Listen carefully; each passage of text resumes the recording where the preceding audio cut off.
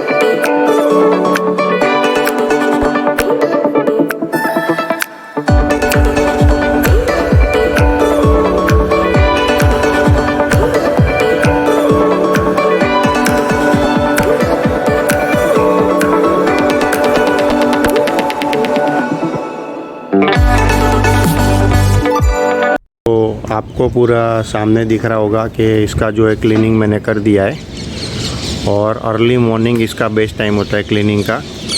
सो मैं भी आपसे एडवाइस करूँगा कि अर्ली मॉर्निंग में ही आप इसको क्लीन करें।